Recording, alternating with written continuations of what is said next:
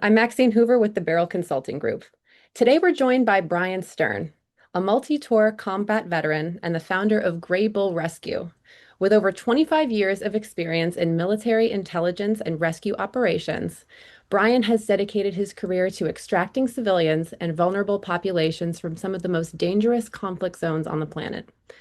As a first responder at Ground Zero on 9/11 and a pioneer in private sector humanitarian extractions, he leads Grey Bull Rescue's mission to provide specialized logistics and life-saving recovery where traditional infrastructure fails.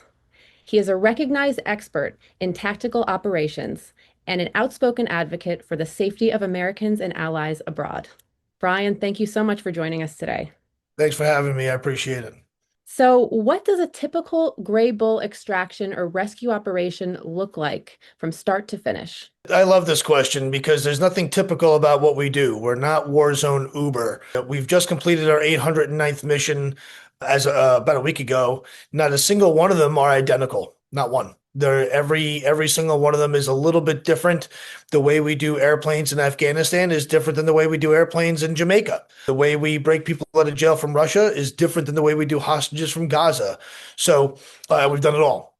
One of the things that I love about what I do is that no mission is the same. They all kind of have a relative format, meaning there is someone stuck somewhere and they need to get from where they are to where they need to be, via some way.